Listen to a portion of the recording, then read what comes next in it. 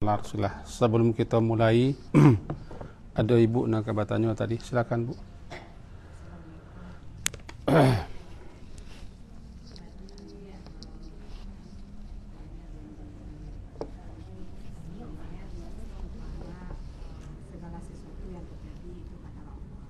Ya.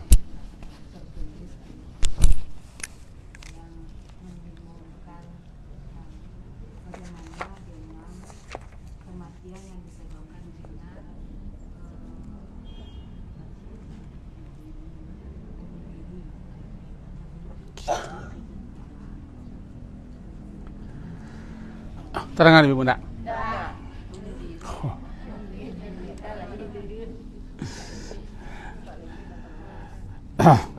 Jadi pertanyaan ibu tadi adalah, tadi kita ditegur balik mengenai memahami ucapan qadarullah wa ma syaa fa'ala. Apabila kita ditimpa atau mengalami sesuatu yang tidak kita sukai, yang tidak kita ingini khususnya, maka kita dilarang baca kok atau lau jikalau sekiranya, tapi bacalah qadarullah ma syaa fa'ala. Itu sekaitan dengan takdir, bahwa yang berlaku itu semuanya lah sesuai dengan takdirnya, dan tidak ada yang terjadi di luar takdir. Maka adalah namanya qadar dan qada. Qadar ketentuan, qada keputusan. Kalau disebut cik, tabok cik lain. Disebut qadar, tabok qada. Disebut qada, tabok qadar. Tapi kalau dipisahkan, qadar ada ketentuan, qada keputusan. Nah, sekaitan dengan itu, ibu bertanya tentang orang yang mati bunuh diri. Bunuh diri ya. Apakah itu lah takdirnya? Baik, lalu yang pertama, masalah kematian sudah ditakdirkan. Itu satu dulu.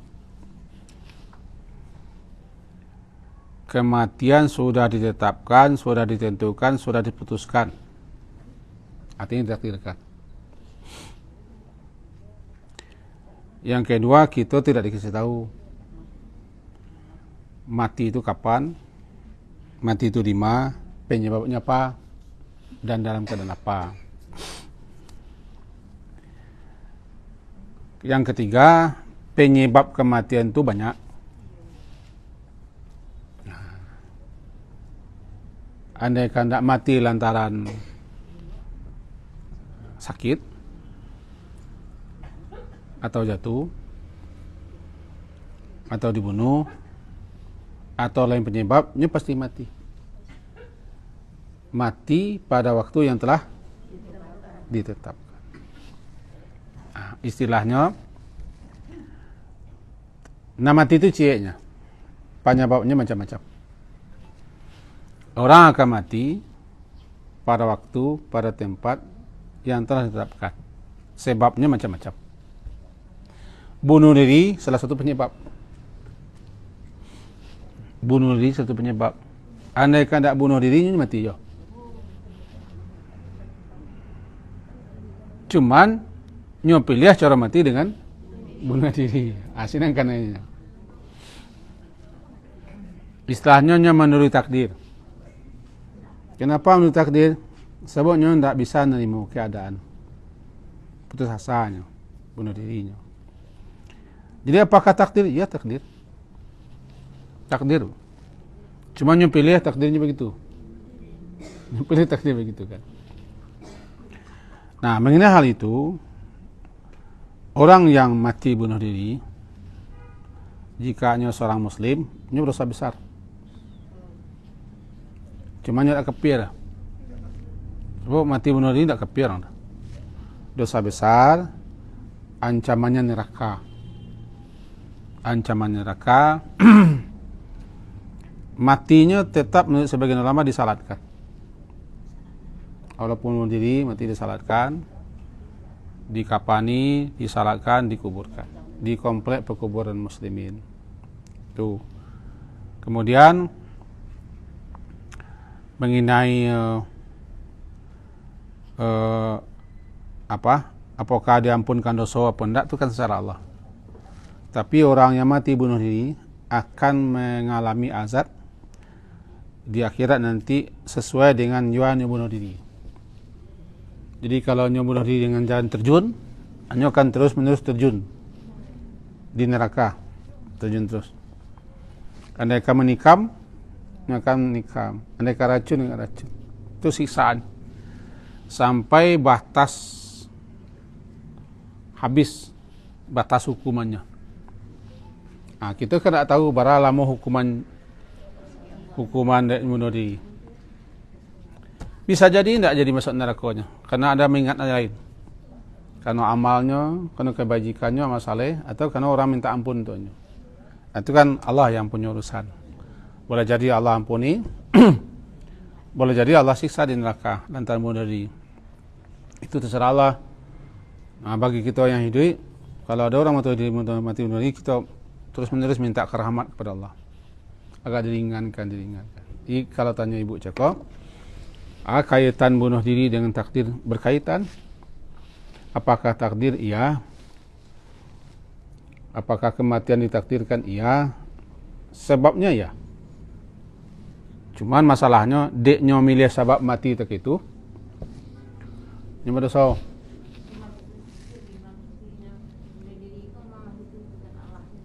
Iya. Allah paling tahu, bukan Allah menentukan. Allah tahu. Rezeki itu je. Ada rezeki ku halal, ada yang tidak halal. Ketika nya maliang berarti nya memperoleh rezeki ini dengan cara yang maliang. Padahal rezeki halalnya lain. Sama itu. Setiap kita punya rezeki halal. Cuma ada yang tidak tahan, ingin jalan pintas, keserakan, itu kita cari yang tidak halal. Padahal kita akan peroleh sesuai dengan jatah, tidak kelebihan daripada jatah. Tamak lah yang malaikat orang mencari jalan yang mati betul. Andaikannya alun sebut jadwal matinya walaupun bunuh diri mati je. Mambu ngarai tergantung penyukuan ngarai. Saya kah cepet orang tahu. Ada orang minum apa? Busa-busa cepet orang tahu. Memang belum sampai. Ya kan, belum sampai ajalnya. Jadi orang itu mati sampai ajal. Lalu apa beda ajalnya mati? Kita panjang seketik lah ya. Ajal itu batas akhir. Batas akhir sesuatu namanya ajal. Segala sesuatu ada ajal. Ada ajalum musamma. Batas akhir. Nah, hidup pun ada batas akhir. Masa hidup kita ada batasannya. Cuman kepada kita tidak dia tahu batas akhir itu kita sampai di mana. Itu maka bernama misteri. Kan sewaktu uruh. Mari kita cari sekarang. Bagi yang ingin mencari, kau janin dalam perut ibu ketika berusia 4 bulan, janin. Maka dikirim malaikat, untuk meniupkan ruh ke janin. Ketika sudah ber-4 bulan, lah terjadi kehidupan dalam perut ibu. Lalu kepada malaikat yang ditugaskan meniup ruh ke janin, kepada malaikat itu diberitahu oleh Allah, rezekinya sekian, ajalnya sampai situ, usahanya begini, bahagia sangsaranya seperti ini. Baru tahu malaikat. Dan ketetapan itu lah ada di Lauh Mahfuz. Anan ketetapan, kita tarik ke belakang seketik. Sebelum segala sesuatu Allah cipta, semuanya dalam ilmu Allah. Sebelum segala sesuatu diwujudkan, semuanya lah dalam ilmu Allah. Karena Allah tu alim. Itu makanya iman kepada takdir yang pertama, iman kepada ilmunya Allah. Semuanya lah dalam ilmu Allah. Kemudian segala sesuatunya telah ditulis, dicatat. Apa yang akan berlaku, apa yang akan terjadi di alam semesta. 50.000 tahun sebelum diwujudkan semua. Termasuk ajal. Ajal, rezeki. Semuanya sudah tercatat.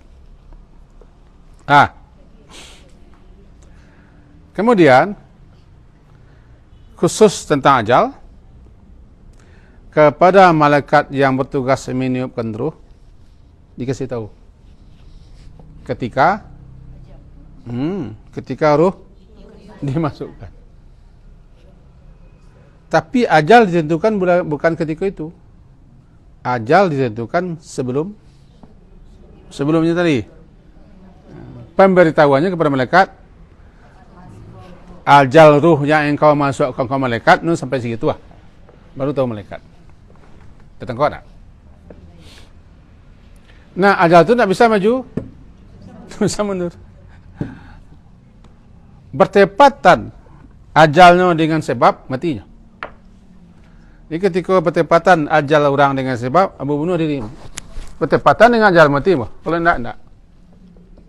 Itu makanya tidak penyebab nama matian orang. Ajal sampai. Dua. Halo? Alun jadi lah. Lalu dua. Bu? Lah. Kan dari ibu dari awalnya. Lalu dua kan? Dikaji lah. Jadi awak bunuh diri itulah takdir awak. Awak tak tahu takdir awak tu. Awak tahu takdir awak dia lah terjadi. Sebelumnya tak tahu. Tahunya apa suatu takdir lah terjadi. Kalau alun baru tahu salah. Sebab itu petati awak tersemangat awak. Jadi beramal. Itu kaji takdir kaji. Tak tahu kan? Tahunya beko lah terjadi. Beko lah suruh gua neraka tu. Kau suruh gua neraka. Hidup selalu. Jadi kalau masuk surga, kayu beramal gitu. Jadi ni itu kaji siswa bila tu. Jadi inti awak iman kepada takdir tu ampe menyimpang kita sanginnya. Iman itu meyakini, mempercayai. Pertama, bahwa Allah itu alim, mengetahui segala-gala sesuatu. Tidak ada yang luput daripada ilmu Allah. Segala yang ada, satu, itu wajib dipercaya. Kalau tidak ada duduk iman kepada takdir itu. Setelah kita meyakini ilmu Allah alim, yang kedua meyakini adanya kitabah, penulisan, pencatatan, kitabah, penulisan. Ini kitabah segala sesuatu yang akan berlaku, yang akan terjadi di alam semesta sudah tertulis sampai kiamat. Nah, tidak ada yang tersisia, tidak ada yang lupa, tidak ada yang tinggal. Yang ketiga, meyakini, mengimani Allah tu berkehendak, masyiah, berkehendak, berkeinginan. Kapan dia berkehendak, jadi dia. Ayang kampe namanya khalq, penciptaan. Baru dicipta. Cipta semua. Kampe-ampeknya harus kita yakini. Jadi, anan terjadi dalam semesta, semuanya sudah dalam ilmu Allah. Satu. Anan terjadi dalam semesta, semuanya sudah tertulis. Mengakulah ke Allah, sedangkan seorang yang merancang kota sih, rancang proyek sih, lah tertulis semuanya. Yo paku-paku, yo baut-baut, apalagi dengan teknologi komputer, semua tercatat situ. Besi ukuran sekian, baut sekian, tercatat bagi arsitektur. Semuanya sudah dirinci. Orang yang buat bangunan tinggi di dunia ada, Buruj, kini kau di Arab Saudi orang kau bangun besar, semualah catat. Kepada manusia kan? Sebelum diwujudkan, semuanya sudah. Sebelum dicatat, lah dalam kepala arsiteknya. Nah, bawa saya kepada Allah itu, walaupun tidak sama, dia membantu. Abu, ada yang ragu? Hari kaji lah, aman. Kau nunggu mati selai?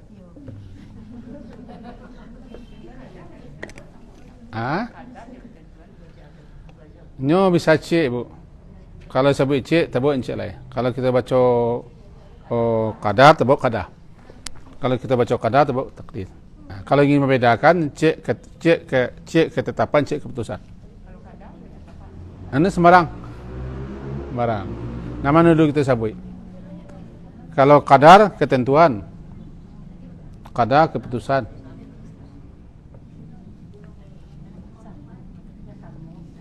Ini sama. Cuma nama dulu. Nama dulu. Kalau ingin dibedakan, yang satu berupa ketetapan, yang satu diputuskan pelaksanaannya. Jadi yang terjadi itu adalah keputusan. Kedua-duanya namanya takdir.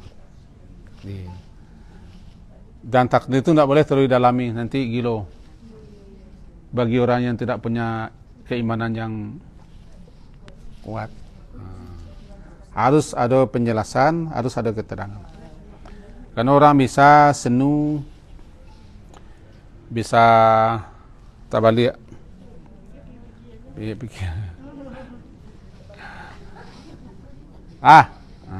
Jadi intinya, kalau bertepatan penyebab dengan ajal, matilah dengan sebab itu. Tapi kalau tidak bertepatan ajalnya dengan penyebab, dilantak otono, tidak matinya. Walaupun lari digiling oto, tidak mati. Sebab ajalnya siko. Ajalnya siko, lantak oto. Tapi ajalnya pas. Nah, ajalnya pas. Alang lalu, atas jatuh. Aleh. Mati anak raja ditimpono. Halo? Alang lalu, atas mati anak raja ditimpono. Alah kadang atah. Tahu atah? Itu santai orang kampung mau ambil bakso. Dia memang aja sampai. Atah kok cuma penyebab. Tapi aja tidak sampai. Jatuh pesawat. Aja nu sih kok. Jatuh pesawat sih kok. Lalu guliang lah sapakan hilang matamu bang.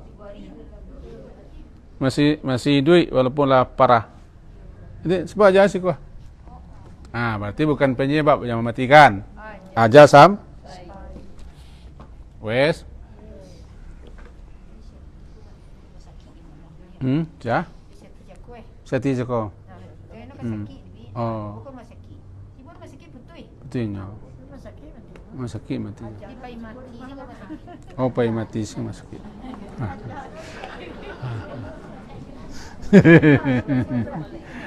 Ana mantun.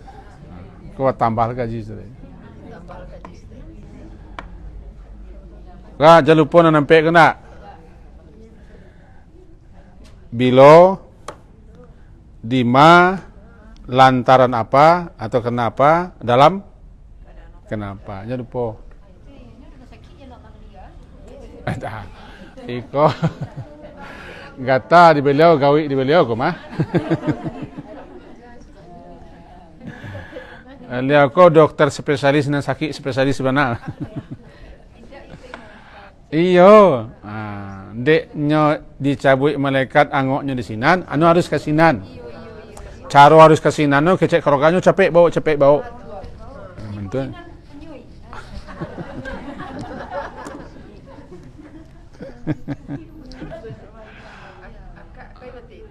Ambo cerita kisah kita di. Ambo nak pandai bercerita tapi ndek cerita je lah. Dalam sebuah riwayat begini, wallahu alam. Nabi Sulaiman ko dengan malakul maut kan bersahabat. Maka satu kali berkunjunglah malakul maut ke istana Raja Sulaiman. Ketika itu Nabi Sulaiman bersama salah seorang sahabatnya.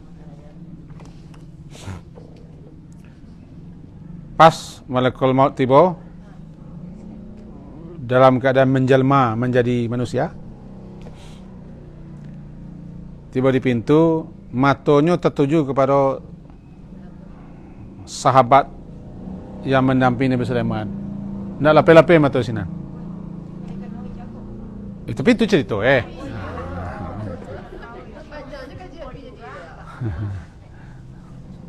Kau ulang lihat tak? Ulang boleh. Nah. Lalu malakul maut cakap tu setelah selesainya pamit. Kata sahabat yang mendampingi Nabi Sulaiman, "Ya Rasulullah, ya Nabi Sulaiman, siapa orang tadi tu? Ambo ditanik sih. Sehingga tagak apa mau. Melamang pun takut. Hai, itu malakul maut. Singgah ke situ. Takut mau dah. Mohon ambo diterbangkan ke negeri jauh." Jadi Nabi Sulaiman kan punya mukjizat. Mukjizatnya bisa menguasai dan mengendalikan angin. Maka atas kehendak Allah, orang cakap diterbangkan oleh angin sampai ke negeri India.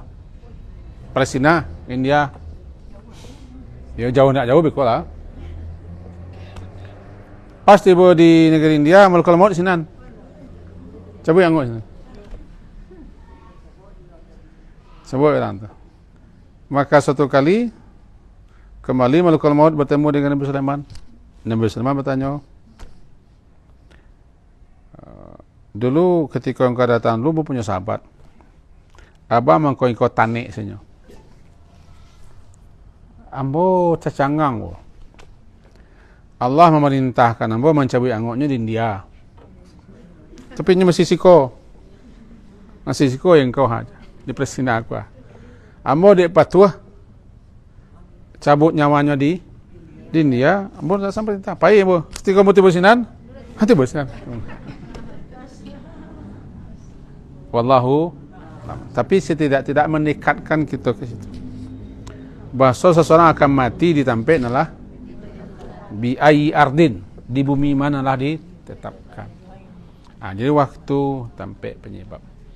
Iko gunanya di kita supaya kita jangan baca jo andai-andai. Jangan tulah-tulah je baca tulah udah kau tu tangka.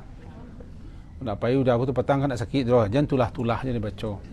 Habis tu tulah. Alun. Ikut tanggung mengaji wah. Ngaji kita tentang kematian itu tadi semoga berfaedah lah. Dan gunanya kita tanya ibu cakap itu kan kadang faedah gitu. Bahwa siapa yang mati bunuh diri dia berdosa besar. Haram hukumnya dalam Quran surah An-Nisa ayat 9 haram hukumnya. Dan disangsi dengan neraka, diazab di situ. Pelakunya tidak sampai ke luar Islam. Tetap jenazahnya dimandikan, dikafani dan disalatkan.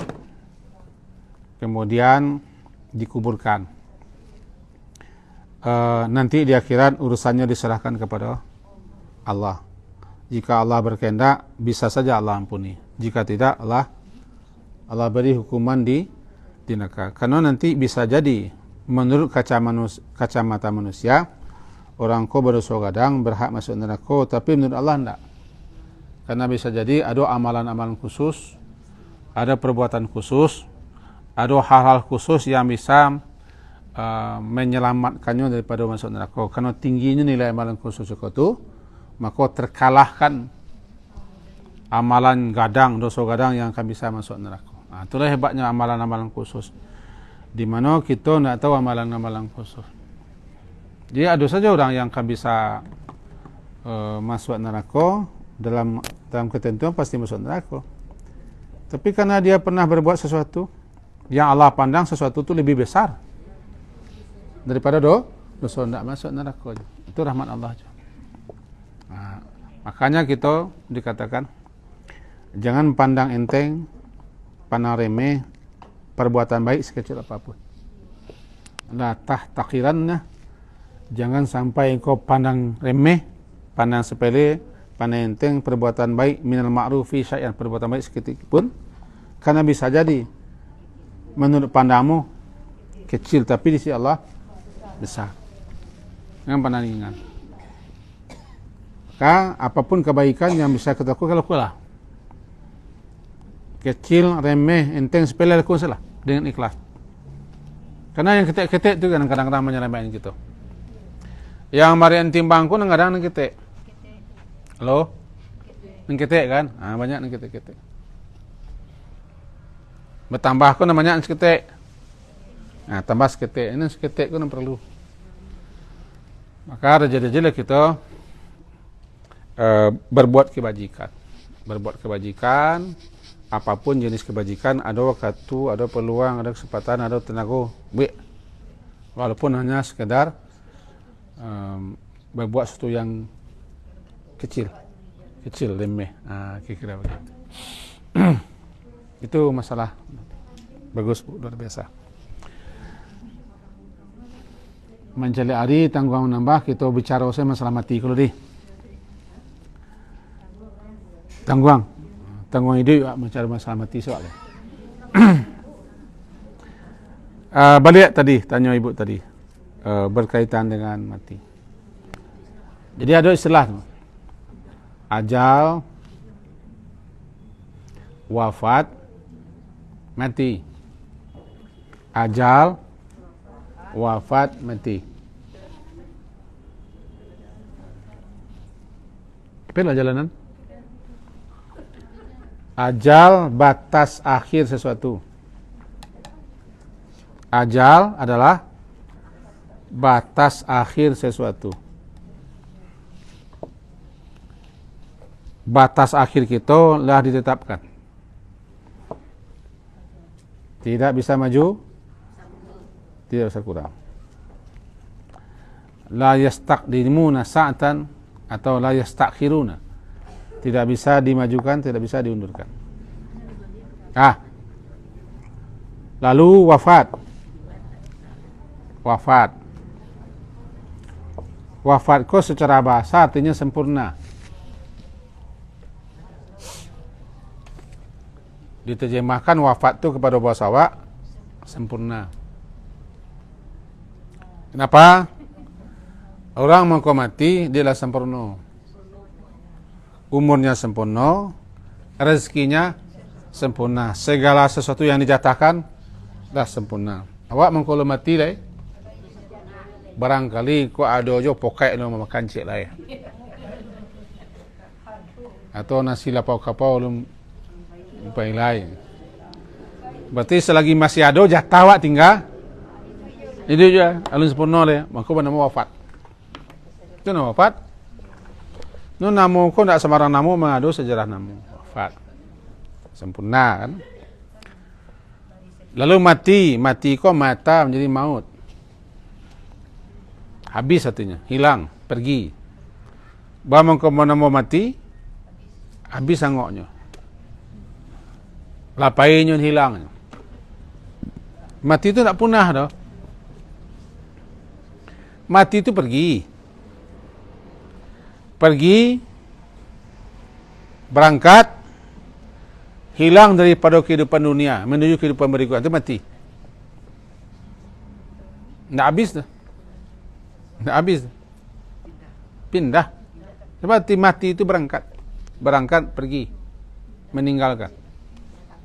Jadi ketika orang mati, dia berangkat meninggalkan jasad. Berangkat meninggalkan dunia. Sehingga hilang dalam pentas kehidupan dunia. Menuju beca, cepatnya ke akhirat. Barzah. Itu nak mati. Mati itunya. Dan kita tangisi jasad lah. Jasad ko kan yang dipakai ketika hidup di dunia. Kesing. Jasad tu ndak bertanggung jawab apa-apa dah. Jasad barang yang dipakai. Cuma adiknya dipakai, maka harus dikembalikan dengan bagus balik. Penguburan adalah cara menghormati jasad yang dipakai. Dikembalikan ke asal. Islam menyuruh kita menguburkan jasad untuk menghormatinya, mengembalikan balik ke asalnya, lama-lama menjadi tanah. Nan awak ke mana? Di barzah. Awak di barzah. Di mana barzah tu? Ya matilah nanti bertunjukan. Matilah kau mau tunjukkan di mana barzah tu. Barzah itu artinya batas. Batas, penghambat, penghalang antara sesuatu. Secara bahasa kau namanya barzah kau. Oh, anu mana kau? Krais. Barzah. Batas, dinding, pembatas. Dua lautan ada barzahnya. Bainahuma barzakhun la yabghiyan. Fa bi ay ala? Ada dua lautan yang tak bisa saling ketemu. Ada batas. La yabghiyan, yang tak bisa saling melampaui. Itu barzah namanya. Bainahuma barzah. Seakan-akan ada dinding pembatas. Nah, setelah kita mati, ruh-ruh kita berada di barzah.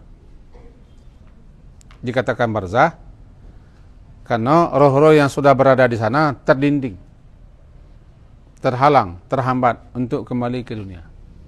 Jangan bayang lo dinding. Yang barzah ko pembatas. Ada kalanya dinding. Ada kalanya berbentuk imateri. Maka dikatakanlah dia barzah, terdinding, terhambat, terhalang. Ruh-ruh balik ke dunia. Babu, bagian tayangan tu lah ibu di RCTI. Di mana kini? Antp. Antp.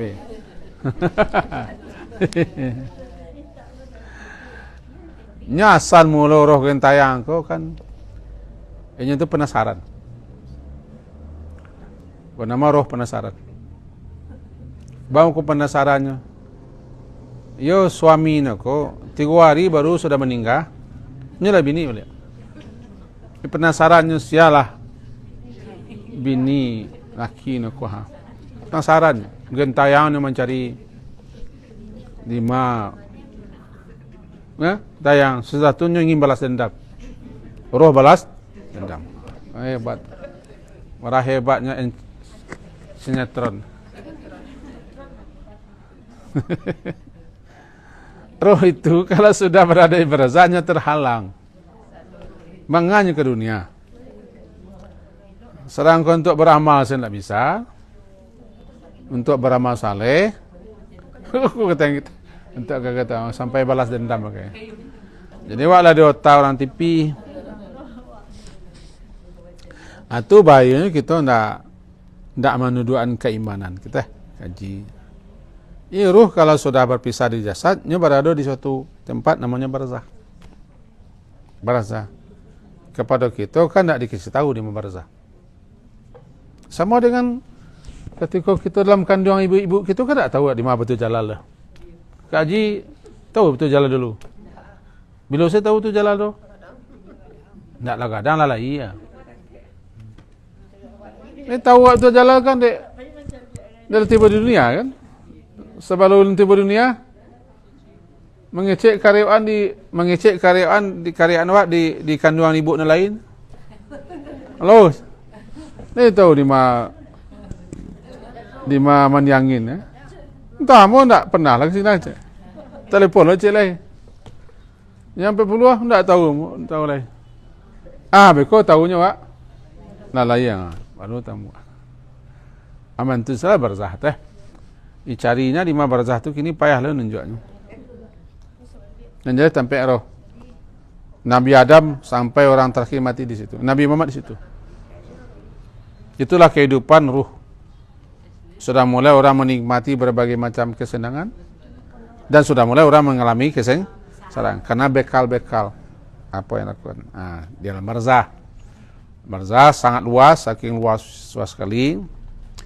Benar, mulanya itu terhambat, terinding. Doa-doa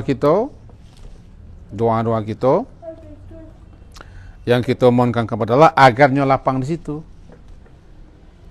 Minta ampun agar terhapus dosa, minta rahmat agar nyampe rahmat di alam situ. Kecil orang namanya kiriman. Istighfar kiriman, doa kiriman. Yang tidak bisa dikirimkan kan amal salehnya. Bah mengirimannya. Kasih kedikiriman. Kalau doa langsung kepada Allah. Nah, kan? Nah, situasi alam barzah, situasi antara dunia dan akhirat. Alam yang kita tempuh itu kampe. Yang pertama alam rahim. Kalau ziarah ke kubur tu lain sih nanti. Itulah. Lain di sini kau payah menjawab nak. Masuk roh. Lain tak jawab. Ketika kita ziarah kubur, ruh-ruh yang tertentu diizinkan balik ke kubur untuk menjawab salam. Ruh-ruh yang tidak mengalami siksaan atau tertahan, diizinkan balik ke kubur ketika orang ziarah.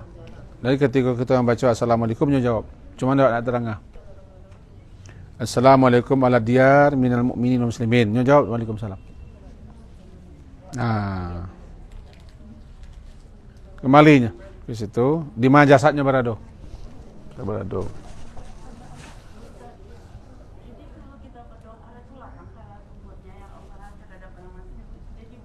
Bukan kubur di tanah. Kubur dalam arti karena alam. Iya. Keberadaannya di alam kubur, bukan di kuburan. Kalau kuburan di tanah. Kalau alamnya tempat di mana berada. Di mana saja roh itu berada itu alam kubur.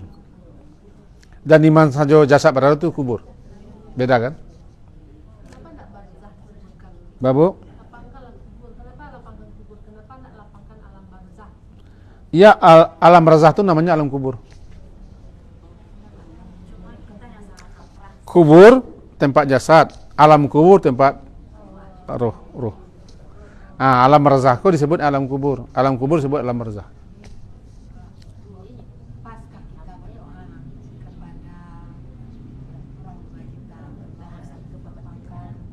Iyalah.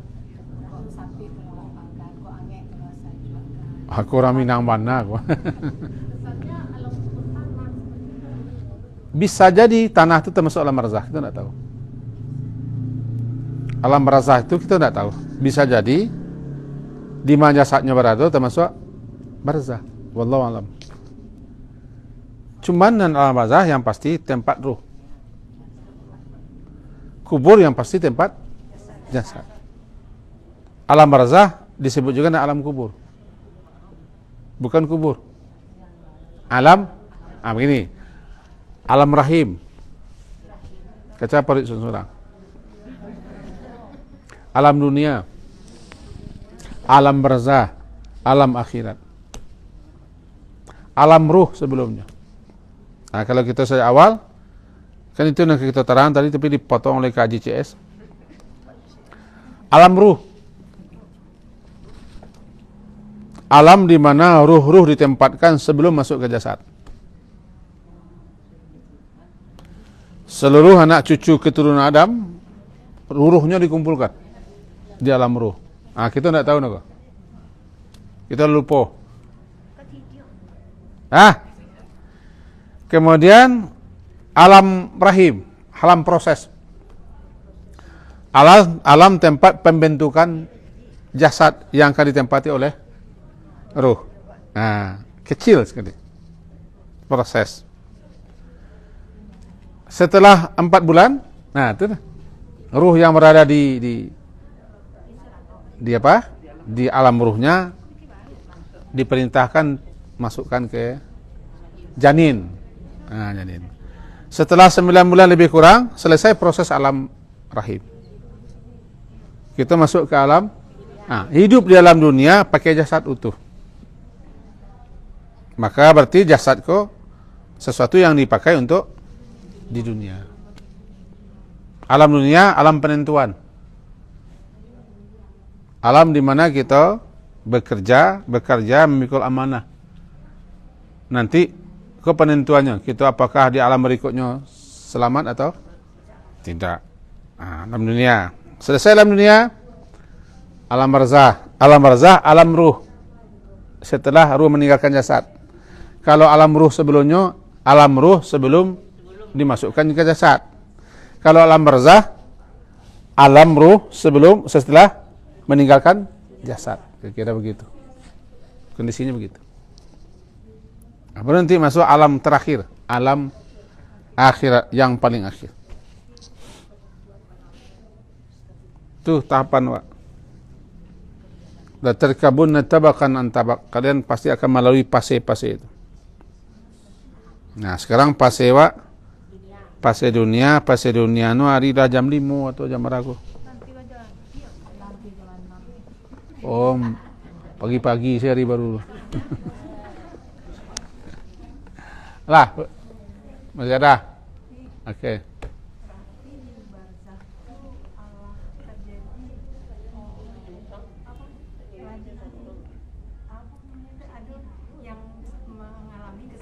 Merasakan. Orang sudah merasakan bahagia, sudah merasakan sengsara. Merasakan bahagia sengsara. Balasan belum? Balasan di akhirat. Logikanya nanti di akhirat. Tapi orang sudah mulai menikmati hasilnya di barzah.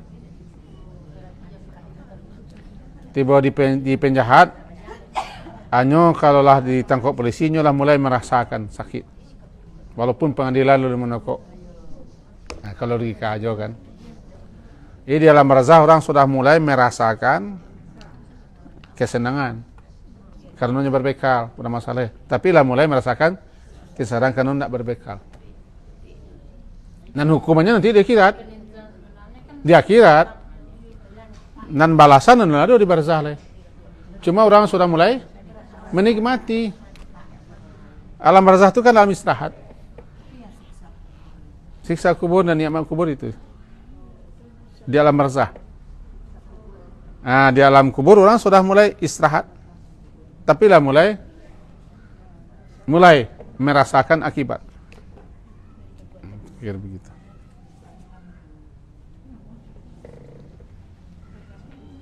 Babu. Silakan.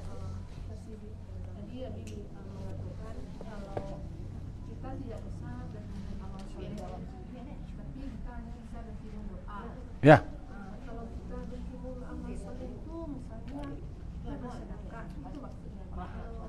ada pembatasan. Kalau doa-doa langsung, Ya, doa-doa langsung, kanonnya kepada Allah. Kalau sedekah ada pengecualian. Sedekah anak atas nama orang tua. Nah, itu pengecualiannya. Karena anak itu kan hasil orang tua.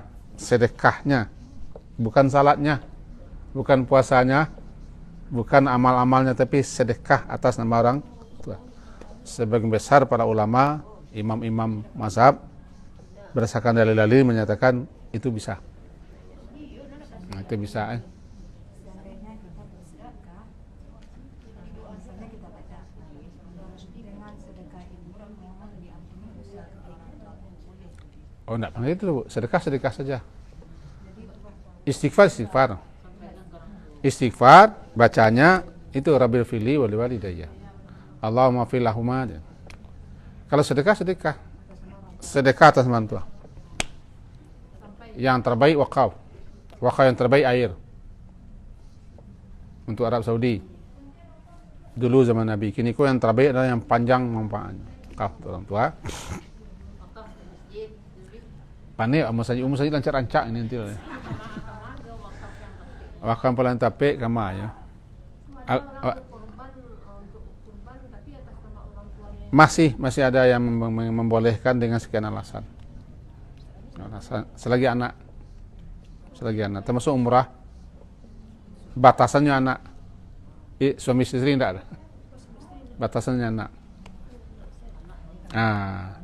Cuma amalan tertentu, amalan lainnya, apapun amalan saleh yang dilakukan anak otomatis sampai. Karena anak adalah hasil orang tua. Sama dengan murid hasil orang guru. Saham guru ada di murid. Saham ayah ada di anak. Ibu ada di anak. Jadi selagi anak berbuat amal saleh, saham orang tuanya dapat. Gitu. Allah tahu. Kalau kini kalau di deposito itu otomatis ini kan. Baru orang masuk asik dapat.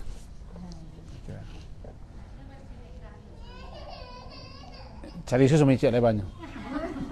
Nak dodo. Anak suruh.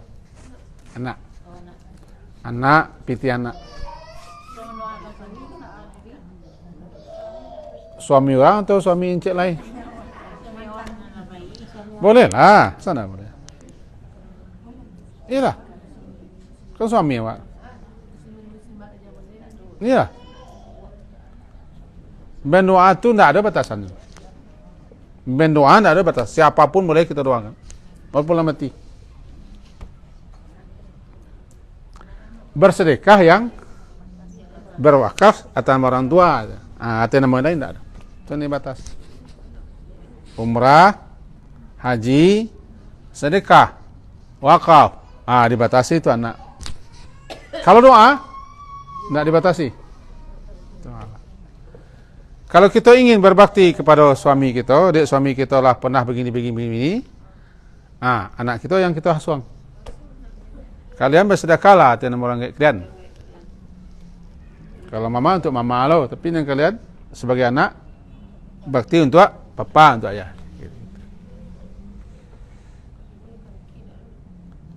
Nah, tapi jangan tunggu lu ambo mati lu untuk sedekah.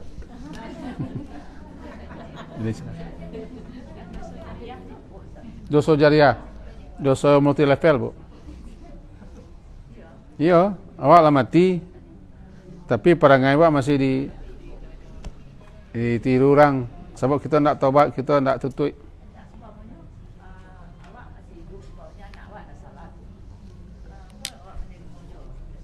Kalau kita maja tak salat,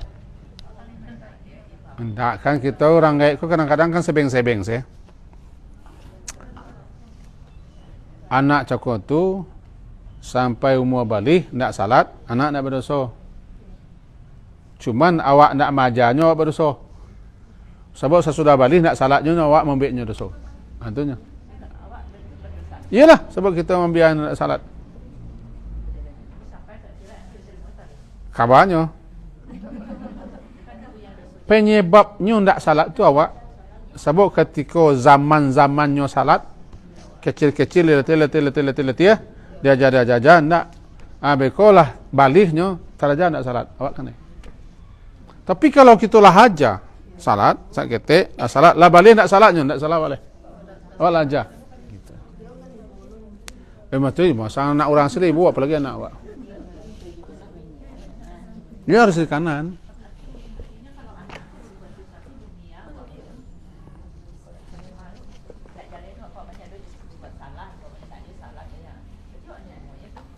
Anu kan Allah tu maha tahu ya. Yang penting kalau kita lah berusaha mendidik anak, menyekolahkannya, mengasuhnya, menasihatinya, ternyata anak tu tidak nerima. Mereka anak Nabi Nuh. Tidak Nabi Nuh dan salah. Mau di istri Nabi Nuh, tidak istri Nabi Nuh, tidak Nabi Nuh yang salah. Mau di Nabi Ibrahim, tidak Nabi Ibrahim salah. Apa yang salah? Cuma masalahnya kalau kita pabian, ketek tanjuan jo, tidak jago sebuah, lah balik tidak jago sebuah, apa yang salah? Semua pipis. Kami laki-laki ko saya ketek tidak ada pipis untuk abah cuci. Lah baliknya tak itu awak yang salah. Mau kita pabian di masa-masa asuhannya kita pabian.